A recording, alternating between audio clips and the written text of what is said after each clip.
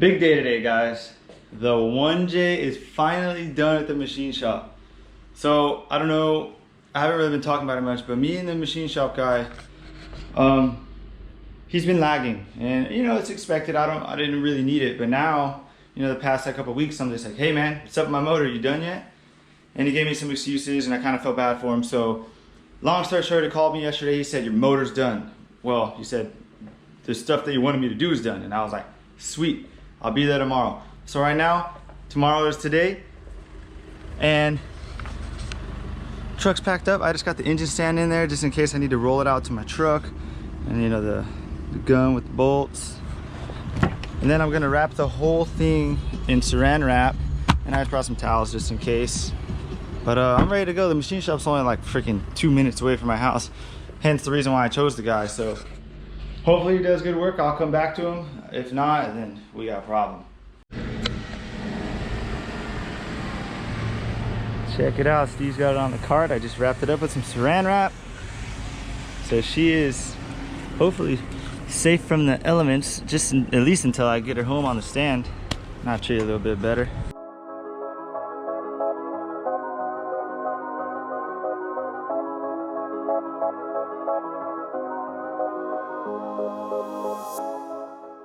All right, we got my boy here, Coolant, aka the engine builder. So the KouyatGucciEngineBuilding.com. Check out his website. No, I'm just kidding. Check out his YouTube channel. He's already built like 3 of these. So he is here. He's going to put the rest of this together. So the machine shop did knock out the whole bottom end, and they did knock out the head. So what I need him for is literally just to do the stuff that I really don't want to do, aka put on the oil pan, put on the oil pump, put on the front main, put on the rear main, put on the head, torque the head studs, put on the cams. Right now he is just going through pretty much all of my O-rings, and he's trying to find the right one. So hopefully he could find the right one, which might be that. I don't know, it doesn't look girthy enough. Yeah.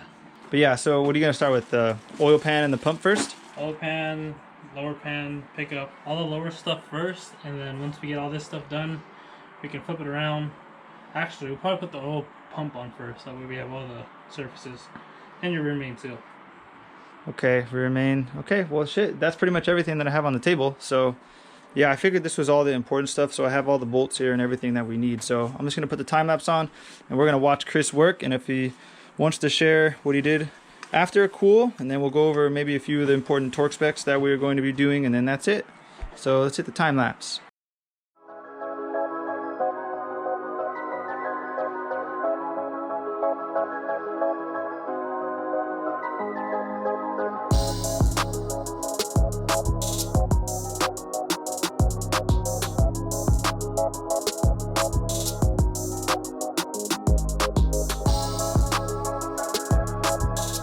My boy Chris works fast. He's already got the rear main housing on, he's already got the oil pump on, he's got the front main on, and then after that I think he's going to flip it back over and put on the oil pan. Now while he's doing that, what I'm going to be doing is actually rebuilding this VVTi gear.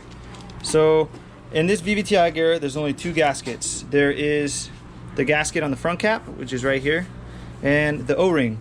So it's very important, before you pull this off, just mark where it's at. That way when you put it back on, you can put it in the exact same direction. What I did is I took a picture, because there's a notch right here, there's a notch right here, and then here is the timing mark. So I took a picture, but anyways, because when you put this, it kind of spirals off. So when you take it off, there is the front piece, and then there is this VVTi gear that's inside. Now we're not gonna actually touch this. We're gonna leave that in there. We'll just wipe it down a little bit. But I just want to make sure that I don't take that off, because I want to make sure that it stays on the right way. But there is a O-ring right here. So when they say the VVTi gear is leaking, it's leaking past this O-ring. So the oil from the engine is leaking past this O-ring, and it's getting on the side of the gear, and that's why you'll see it's all wet. And then there's this cap also needs a seal on it, because if oil does get past the bolt right here, because you see it's a through bolt, has a hole in it, so oil can't get past that, and it doesn't want it to come out of the front cap. So basically what we did is we just ordered the VVTi gear rebuild. I think it was like $5 on Drift Motion. Comes with the new O-ring, and it comes with this front cap. So pretty straightforward. We're just gonna clean that up, put the new O-ring on. Actually, we're gonna put it in here, because that's what the indent is. and then we're going to wrap this back up. As for the torque spec, I'm not really sure. I'm probably just gonna hand tighten it because it was not too much tighter. I got it off at the 1/4 inch, so that's next. We're gonna knock that out real quick.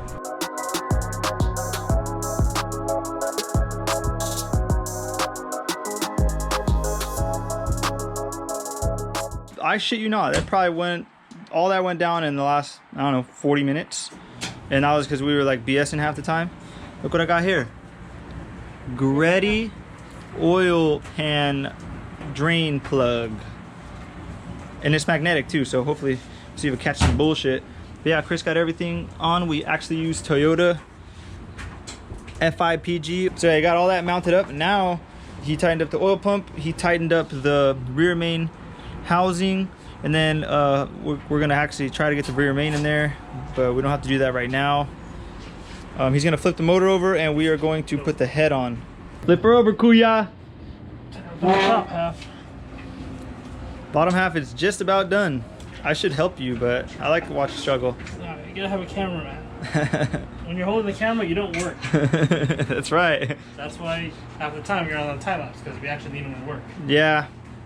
True. No, we've been doing pretty good. We've actually been kind of floating along here. Yeah, look how clean this bitch is. We're gonna have to wipe this shit off. But look at that. I never really showed you guys because I had the saran wrap on it. But the engine builder did a really good job. Look at that.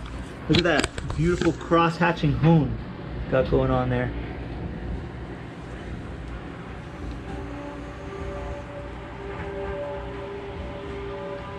Ooh, maybe moist. Looks like there's a lot of rust in the block there. We're gonna have to flush the coolant. Weirdest thing, when I drained my coolant, when I had to pull the motor out and everything, I don't know if someone can explain this to me, but all I put in there was distilled water and water wetter. And when we drained it, it literally smelled like Tang. I don't know if you guys know what that is. It's that little orange powder drink. It smelled exactly like that. Weird. Probably the flavor of rust. Try it. Yeah, I'm pretty much gonna put water in there, try to flush it out, and then I'll put some actual coolant in there. All right, what's next? First, you use water and water wetter because if you spill out the racetrack, you don't want coolant everywhere. Second, probably put the head on, and then once that's all, or dowel pins, head, and probably water pump, and then we can start assembling the Valvetrain, or not the valves, but like the cams and stuff. All right. So, get her on. Isn't that a Valvetrain? Well, technically? I don't know. We don't know. We just fucking watch YouTube videos and fucking act like we know what we're doing. So I read this on the internet that you're supposed to get like a flange style nut and like a stud or something. That way you don't damage the... Fuck, what are they called? The dowels. So pretty much you do this, that way you're hitting... Shit. Good one, bro. So you do it, that way you don't hit like the edge of the dowel and like mushroom it in or like whatever. So this kind of helps distribute the load over it all. All right, now we're gonna wipe down the surface, lay down the head gasket, and I think we're gonna set the head on. Are we? Yep. Is that really what's going on? Brake cleaner, make sure all of the like grease, grime, debris off of it. All right. And it'll be good. You have ATM? Probably. Actually, yeah, in the trailer. Actually. Probably. So the deck surface is all clean. He's just wiping down the cylinder walls with some ATF. Just cause. What's the actual purpose of this? Obviously to keep it lubricated, but... Lubricates it, and I don't know why it's ATF specifically. It's kind of just what I've looked up. But it also helps us get all the debris off of whatever's in there. It is freshly built. There's nothing in there, really. But it doesn't hurt to take the extra step just to get everything out there. And extra lubrication. And I think it also might help the first start just for a second because there's no real like oil in there, I guess, for the startup. Okay, so after we wipe those puppies down, back to the time lapse.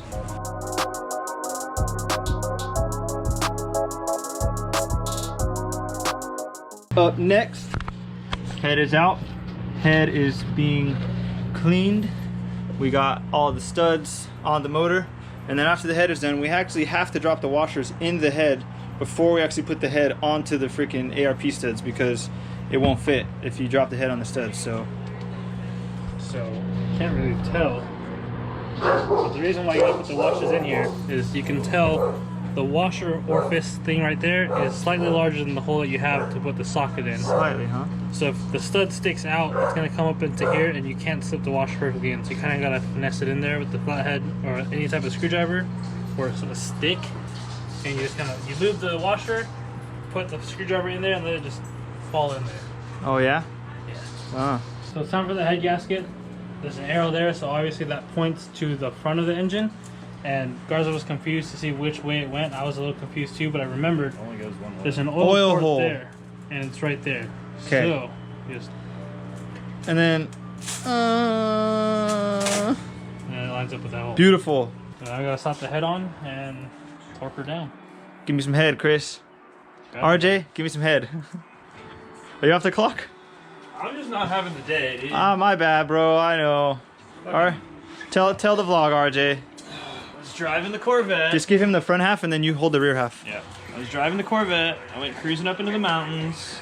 On my way there, fucking cones fell off the back of a tow truck, and then a fucking dumbass 5th gen 4Runner, my own people, Stupid 4Runners. ran it over, shot it at me, watched it fly at me in the rearview mirror, and then dipped across all the lanes of traffic to get off the freeway because they knew they fucked up. But granted, okay, ultimately, it's the owner of the cone's fault, which would have been the tow truck. They were gone. So then it falls on the person who then ran it over and flung it at me. So now I've got a cracked Z06 front bumper, a busted lower fog light, the mount is ripped out, and it's like over $1,000 for that. Bad day for my boy.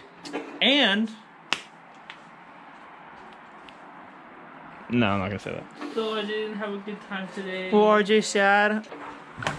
And we got the dogs down here doing absolutely nothing and completely 100% in the way.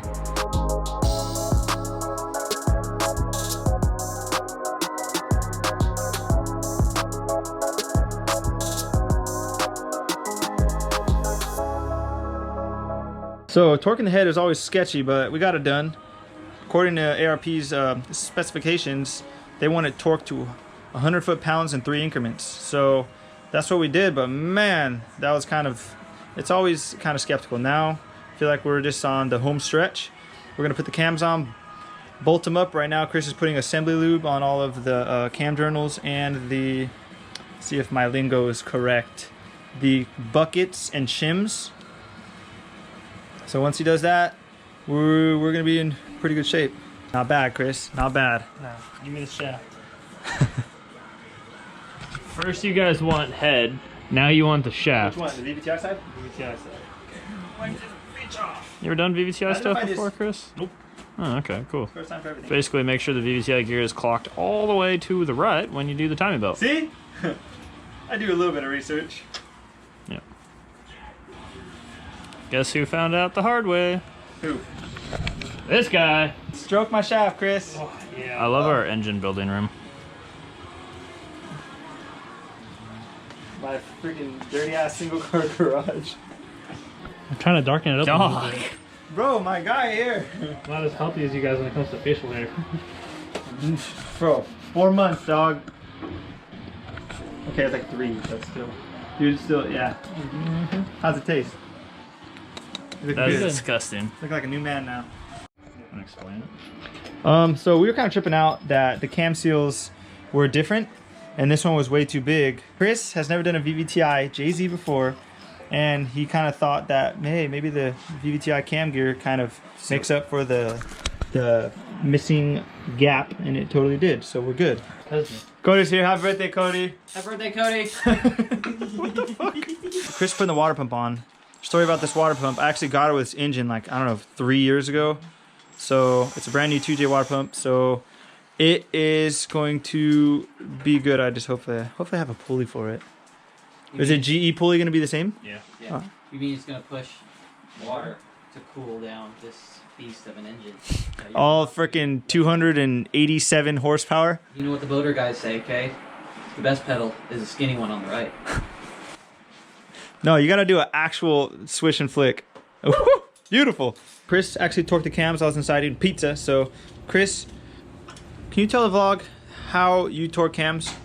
Pretty much you get the knock pins to where they need to be. Knock was a knock pin.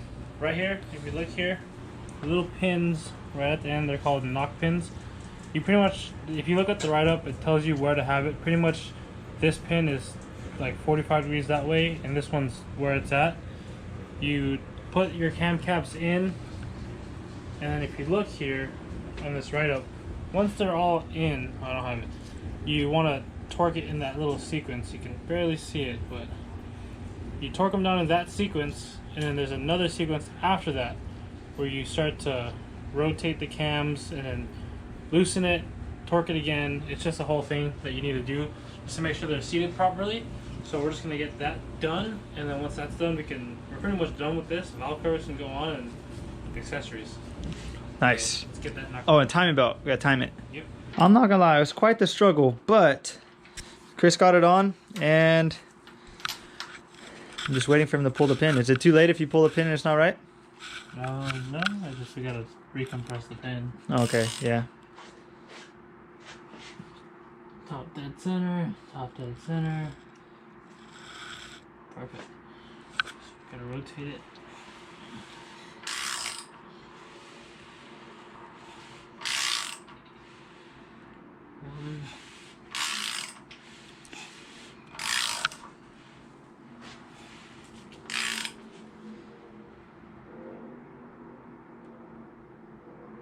Everything should be top dead center.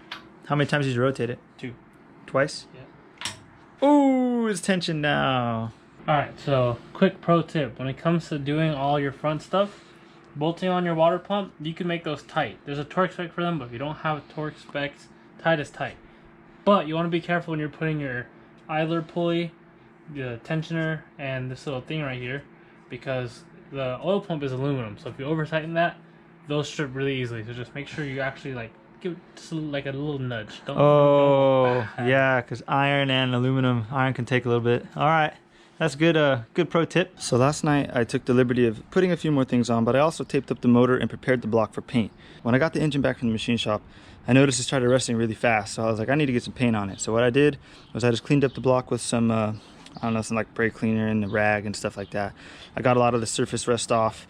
I was just wiping it off. It's like flaking off. So the block is ready to be painted. I kind of taped what I could. It doesn't really matter. I'm not going to be purposely spraying it. So I did get the harmonic balancer, the accessory belt pulley, and the timing covers on. I got this duplicolor engine enamel with ceramic. It withstands heat up to 500 degrees, so this is pretty good for a nice and hot block. And then what I'm also going to be doing is, because you see I didn't do the best job of taping everything off. When I'm spraying the block, I'm just going to kind of protect the parts that I'm spraying. So I'm going to be, you know, as I'm spraying the block, I'm going to cover the head, and then as I'm spraying like the back here, I'm going to cover the rear portion where, you know, the rear main and stuff is, because I still don't have the rear main in there.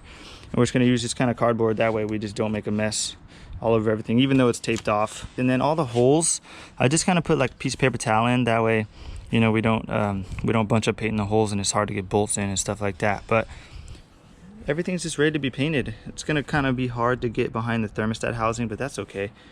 It's not gonna be perfect. But right now, let's get to painting.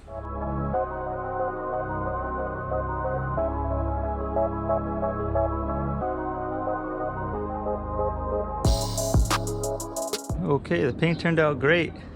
I consider that job well done. We gotta finish putting this thing back together, but first, I'm actually calling a friend over. His name is Efren from Suspicious Garage. I'm calling him over because there's a lot of problems with these heater core ports for these 1J heads. And as you can see, this just pops right out. It's not supposed to do that. It's supposed to be firmly press fitted in there. And people have a lot of problems with leaking coolant from the back of their head. This is what goes in or out of your heater core. I don't know which one, but anyways, what people do is they take these out and they just tap them, and then they put like a AN fitting in there. But while he's doing that, there's actually a few other coolant ports that I'm going to be getting rid of. So I believe it's this one. We're going to go ahead and plug that because we're deleting the factory oil cooler. We're going to get rid of this one, and then I believe this one's for like the throttle body. We're going to pull this out and we're going to tap that, put a plug in here, tap that, put a plug in here, tap that, put an AN in here. For now, I'm just going to have him bring his oil adapter fitting, so you could just put an oil filter right here, and then we'll worry about the oil cooler later on. Before I open this puppy up, I should probably tell you guys what this is. So originally I ordered a JZ E36 swap kit from Big Duck Club, and apparently the freaking provider who makes the parts or whatever shut down their doors due to COVID. So hit up the next best thing, Excessive Manufacturing. They're a little bit more expensive, but it's a well-known part, and there are plenty of good reviews about it. Just about ordered everything I need, and the only thing that didn't come obviously is the drive shaft. I guess it takes a little bit longer to make, but they went ahead and sent everything else first. Let's see, what do we got here? This is the high pressure power steering line that goes from the rack to the power steering pump. So we got this. I have no idea what this is. Oh, this is for the W58 transmission. It's a new shifter bushing. Sweet. Okay, what else? What else? What else? Here are the fittings for the power steering pump and the rack to be able to adapt it to a end. What else? What else? What else? Ooh, this one's bittersweet. This is the transmission mount. Yes, I had to buy another one because all the bottoms are different between the new style and the old style W58 R154s. Long story short, if you guys watched my 2JZS13 video, I had to buy a different one because I had a different bottom on it. So anyways, got that. What else? What else? Ooh, okay, here's one of the engine mount brackets. Wow, this is beautiful. I love the color too. Beautiful. Okay. Alright, we got the other side. Alright. Down here we got the trans cross member. Look at this big beefy fucker. Got this. Should have cleared off the table before I did this. I just got way too excited. And trust me guys, we don't drink White Claws here. This is not mine. What else we got?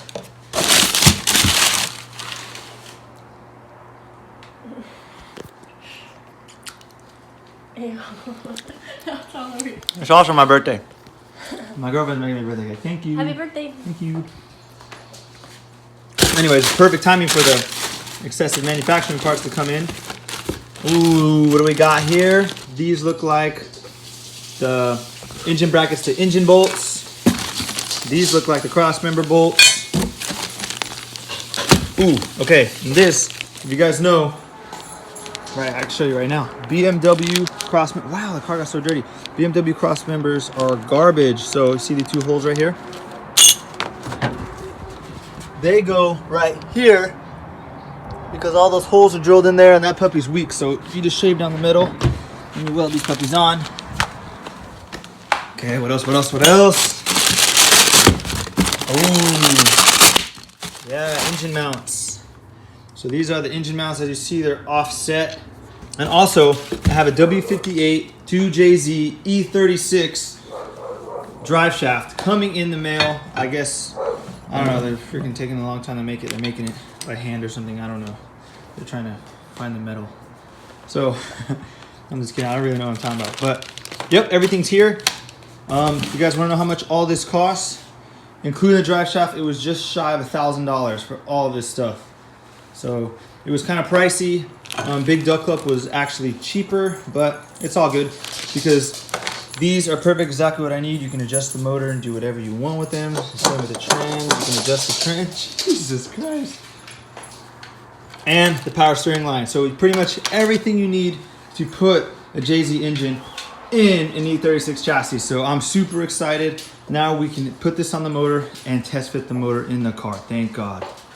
All right. I want to give a huge shout out to Efren at Suspicious Garage for coming over to my house and tapping these holes because now I can finish putting the engine back together. I'm just going to explain everything. There's a water pipe, right? It comes out from here and then it goes around the back of the motor to the other side. And then there's the outlet right here that comes out right here for the heater core. And then it comes around the back of the motor, makes a loop, comes this way, and then it ends right here. So there is a port, I would say somewhere right here, that goes to your throttle body. And then from your throttle body, or vice versa, goes into the side of the head. And now that has been pulled out and tapped and blocked off. This is what was in there. It's like a pressed in fitting. And that was in there, so he pulled it out, tapped it, put a plug in there. And then at the end of the coolant pipe, came out and it went to the factory oil cooler.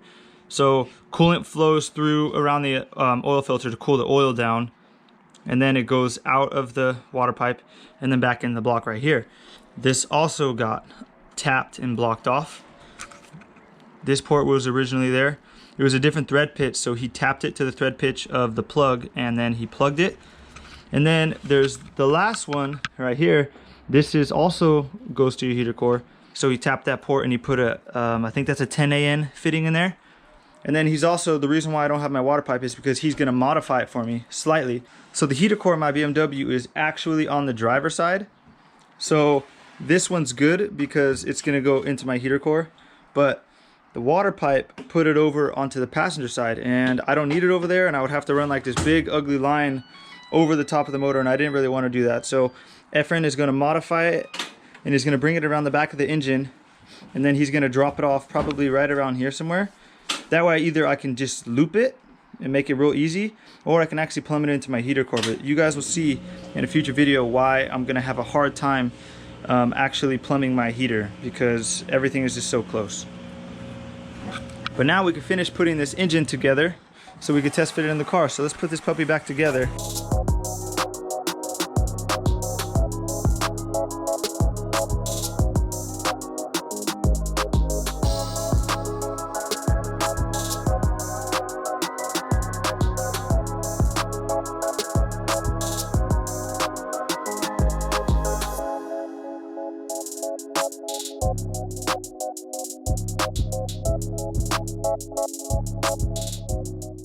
Okay guys, as I was editing this video, I realized I did not film an outro, so I'll just film a quick outro. The motor is actually in the car, but you guys will see that on the next video because it took a lot to kind of get it sitting where it's at right now. So in the next video, you'll see us working that out. We also had some problems with the transmission and the shifter, so you'll see us trying to work through that as well.